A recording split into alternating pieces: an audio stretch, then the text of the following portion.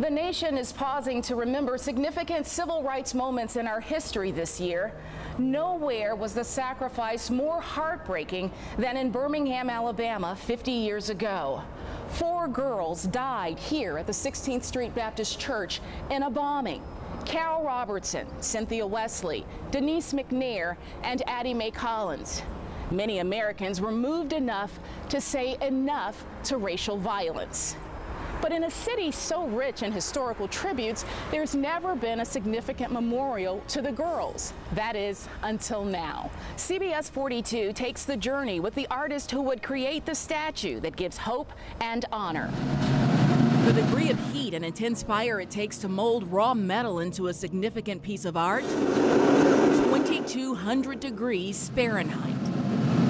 It's like giving birth. Usually it takes 9 months, to make a significant piece, just like a baby. This piece of art has taken 50 years. World-renowned artist Elizabeth McQueen could sleepwalk through this laborious process. But this particular project is keeping her up at night. How do you capture the story of 4 girls killed in a church bombing? I don't know what's beyond sad, but it's beyond sad. My daymares, my nightmares, and of course, the weeping, the crying. Racial hatred engulfed the streets of Birmingham in the summer of 1963, as fierce as the flames of a foundry furnace, silencing 4 innocent lives. And as if coming full circle, the woman who will craft this lasting memory was there from the beginning. I was here. We were the same age. I wanted to show that they're little girls in the prime of their life, at the beginning of their lives. Who wants to think of them afterwards? I mean, sorry. It's been 50 years. It's been so long. So much has happened. The sculpture, which celebrates life, not death, brings a message of hope and honor. It was a way of life in the 60s to separate white people from black people. If you were black, you had to get off the sidewalk and let them go by, and then you could come back to the sidewalk. And some of the things that happened to me, kicked, spit on. It was against the law for a black person and a white person to sit down and have a meeting together. But soon, segregation intensified to a treacherous degree in Birmingham. There was over some 50 houses that were bombed in and around this area. Judge Helen Shores Lee grew up in Birmingham. She and her sister Barbara felt the heat firsthand as their family home was bombed. When the bomb went off, the smell of the dynamite was so strong. It was just like a hypodermic needle shooting up into my nose, through my eyes and everything. It was so strong. Their father, Arthur Shores, became the first black member of the Birmingham City Council and fought to integrate Birmingham public schools. And I can remember my father telling me not to hate the people, but to forgive them, because to hate would destroy me. 11 days after the Shores home was bombed for the second time, there was an attack at the 16th Street Baptist Church. The news rang out across the country and the world. 4 young girls were killed in a bombing in Birmingham, Alabama. Carolyn McKinstry was in the church when the bomb went off. When they were killed, it was very personal.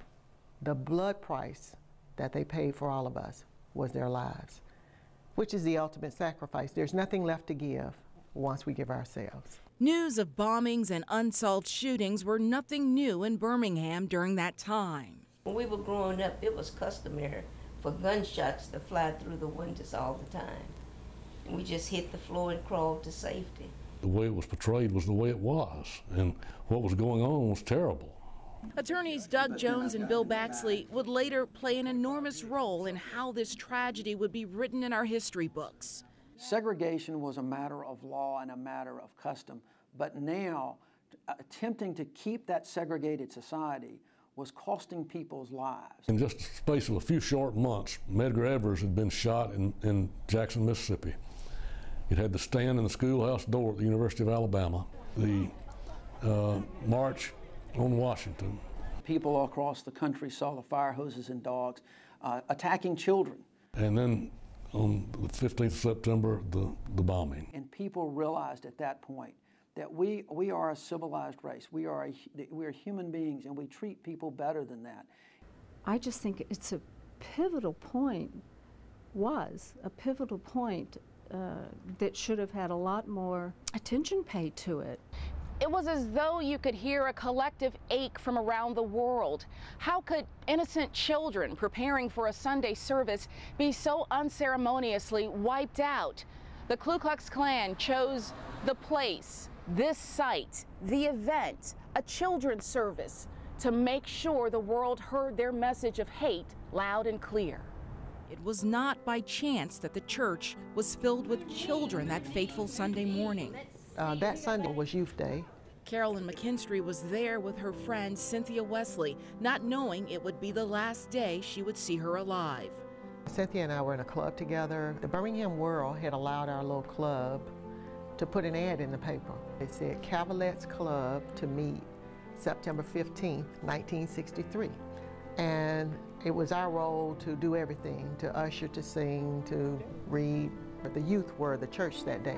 The lesson for that day was a love that forgives. The bomb was hidden under the steps. Learning a lesson of forgiveness, not knowing they would learn a heartbreaking lesson of hate. The young children at 16th Street Baptist Church would soon be hurled into the center of the civil rights controversy. The four girls who were killed, Cynthia Wesley, Carol Robertson, Denise McNair, and Addie Mae Collins. Addie was tall for her age, but she was 14. That family had 4 children at church that Sunday. Addie was probably the quiet one of the group, of all of them.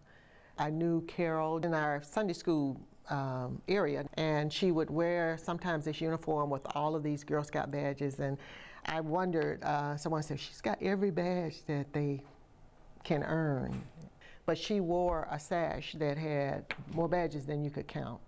And someone I respected. She was very quiet and always seemed just so focused and on a mission. Denise is remembered by friends and family as a young girl who liked to dress up. She wore dainty clothes, dresses with fluffy matching pinafores. The FBI moved in to investigate the bombing. The clock on the wall is frozen in time, remembering when the world stopped turning for 4 little girls.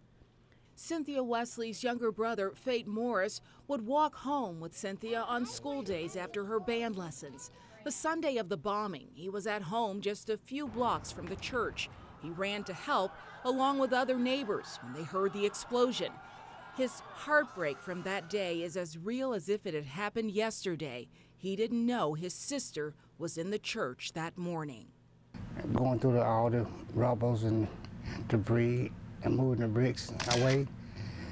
And then we heard what everybody feared. And I found the body over here. Then I heard somebody say, I found another body over here.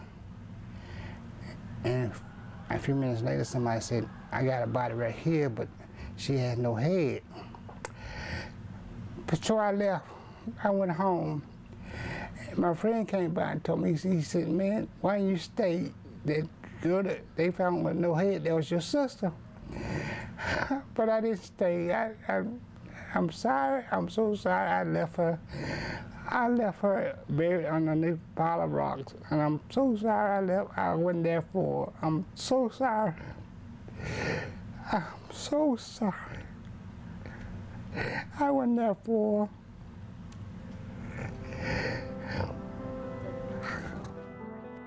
City streets that were barricaded because of bombing debris days later were closed to accommodate the crowds who would attend the funeral for the girls.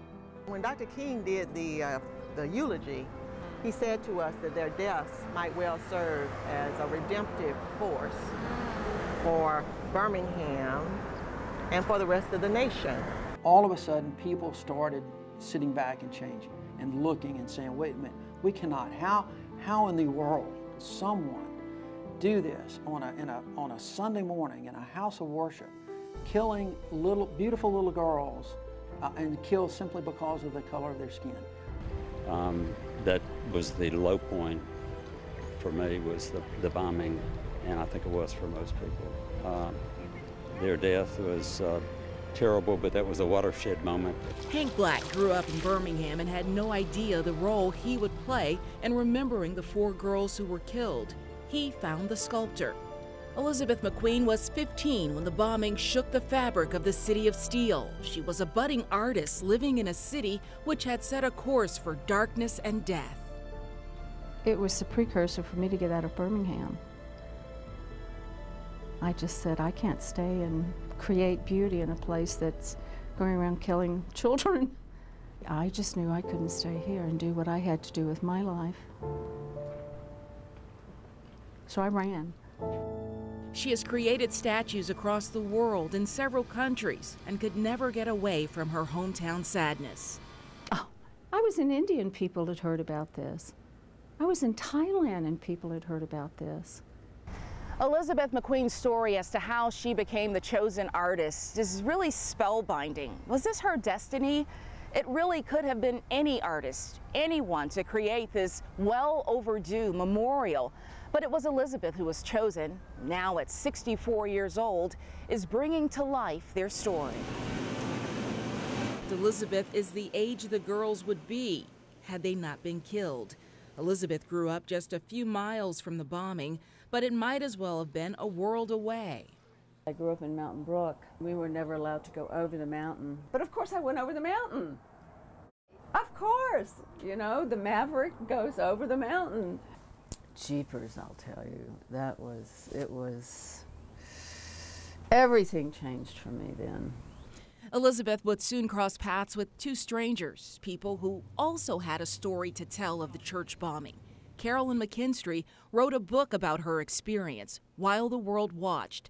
In it, she talks about the lack of will to memorialize this horrific event.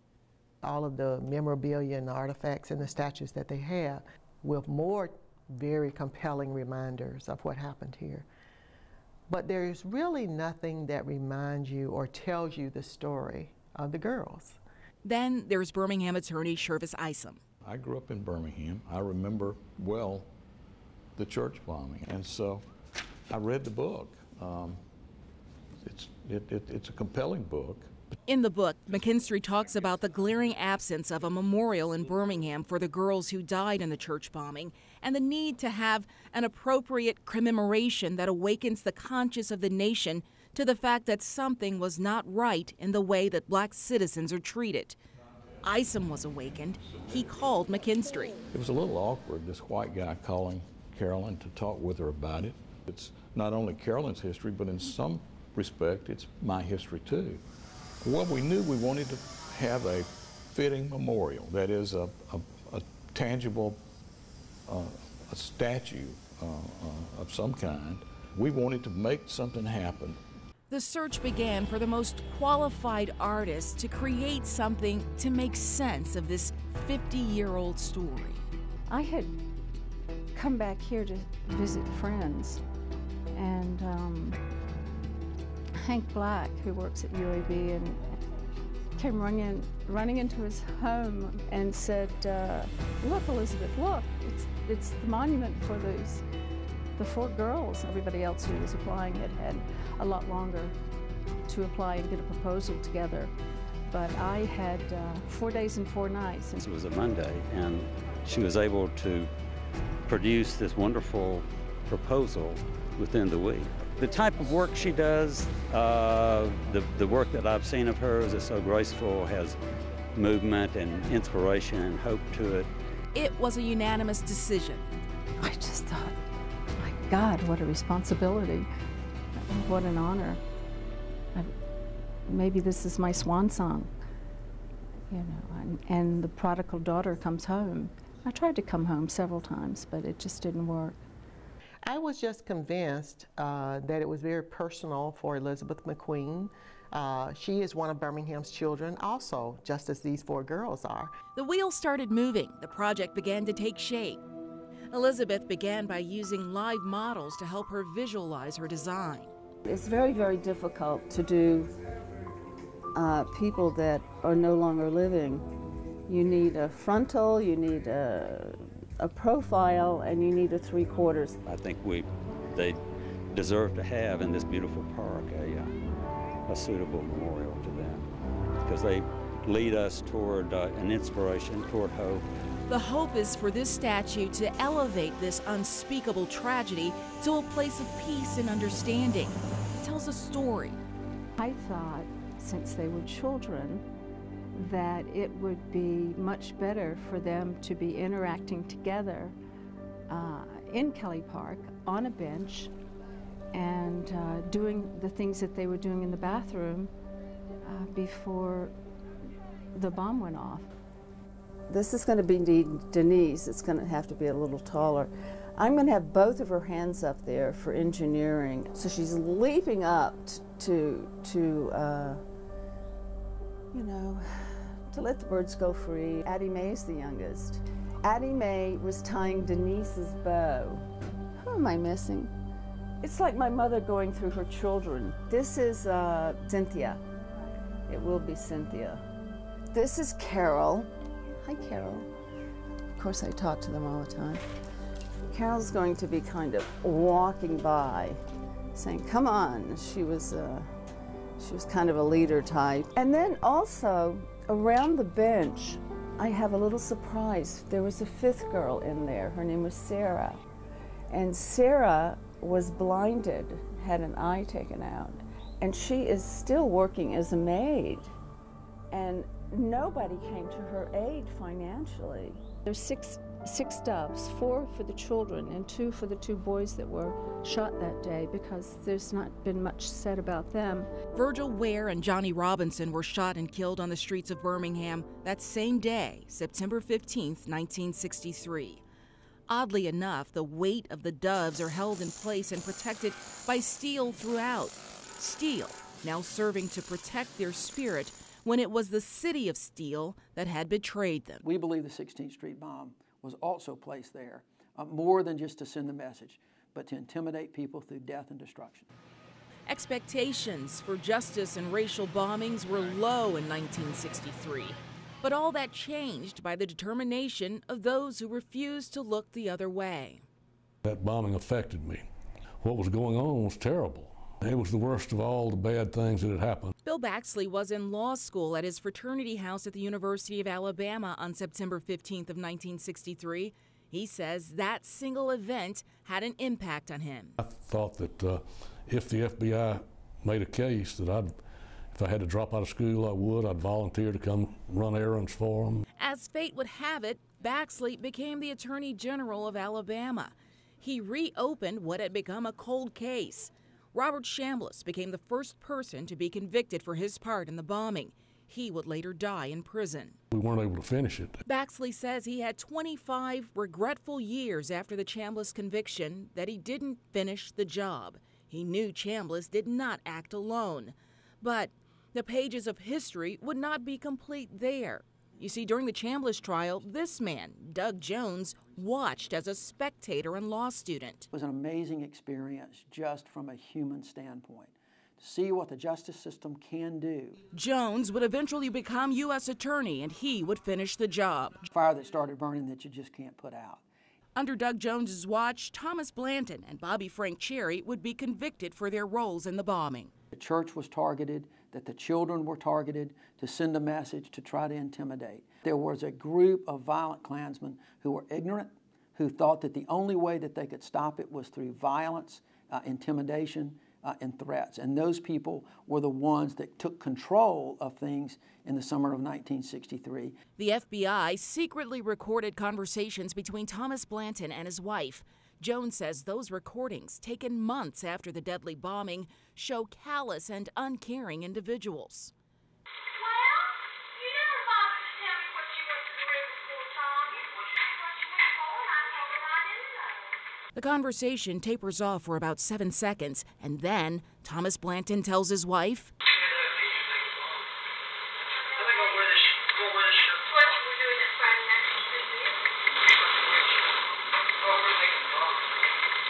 She seemed more concerned about him standing her up for a date. He was concerned about what shirt he was wearing. And you noticed that the whole conversation, not once in those conversations did anybody say, my God, children died, nobody was supposed to get hurt. And there was nothing like that. Once upon a time, we were a dark and difficult place. The pages of Birmingham's history during the Civil Rights era, some might argue, read like a fairy tale with dragons and princesses. The anger spewed from the grand dragons of the Ku Klux Klan across the South. The KKK argued the Negro was working to destroy the white man's rights. In this fiery cross-publication, the KKK talks about outlining a plan to counteract that movement. But the setting for this fiery attack focuses on a very real place known as Birmingham. Bombs were set off in more than 50 homes, unsolved cases which littered the streets with hate. So that's how this hill became known as Dynamite Hill, and we became known as Birmingham. This was the epicenter of the violence, a place called Dynamite Hill. These historic markers remain today to tell the story of what happened here along Center Street, a racial dividing line in the city where whites lived on one side and blacks on the other. As that color line began to blur, the violence began to intensify. Bombs were exploding where African Americans dared to congregate and speak out against inequality. 4 girls, the princesses in this fairy tale turned nightmare, become the victims of unhinged hatred. We couldn't do anything about it. We were powerless to do anything about it. The fear became paralyzing once it became clear the problem could not be fixed. People can't change the color of their skin. What do we do, after all, about that? That was the part I couldn't get past. How do you fix hate? We fix it one person at a time. We are going to walk non-violently and peacefully to let the nation and the world know that we are tired now. This is a horrible story. It's just a horrible part of the history. In order to finalize a life-size statue of this magnitude, Elizabeth McQueen traveled to Berkeley, California to Artworks Foundry. Working 7 days a week for 3.5 months with a team of experts.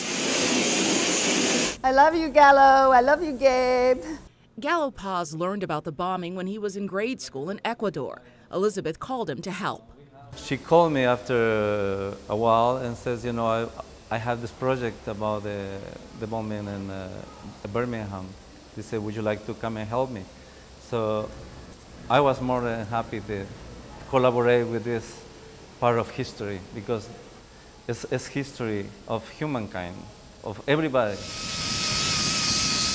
Gallo's convinced this lasting sculpture will do more to promote healing than to remember the pain. For me, it's important that we don't stay in the pain side. It's important to move on. This is going to be a lot of, like a tool to cure ourselves of so many things, you know, rage, sadness, so many things that we think we are good about it, you know, and we are totally wrong. So. The image of 4 girls from Birmingham, Alabama takes shape within the walls of this foundry, working on details of their arm positions, fingers, the hair bow, the shoes. Elizabeth spends hours meticulously finalizing every detail on every strand of hair, every petal of a flower. He's going to dig a hole so he can go in, put a little welding in. Each step of the process takes time. It can't be rushed. This part of the process, called shell casting, is actually the longest part of the process in making one of these bronze pieces of art. They dip it in the ceramic, they roll it in the sand, and they hang it to dry. They repeat that process again and again over a 7-day period. From the beginning plaster, mother mold, to the wax mold, and eventually the bronze pour, the flames help to reveal the bronze texture we're all familiar with. And she'll do the marbling like on the bench. Elizabeth's finishing touches reveal the lifelike images of the 4 girls. Her finishing touch, the birds, taking flight from Denise's hands. All the birds are flying up, and it's as if the spirits of the people that were killed are flying up. Our hope is that the sculpture will be a gentle reminder of what happened during those times when we didn't get it right, of what happens when we teach hatred. I believe today that their deaths did become the redemptive force, not only for Birmingham, but for the rest of the nation. A statue that reminds us of hope in a city that stepped up to honor them.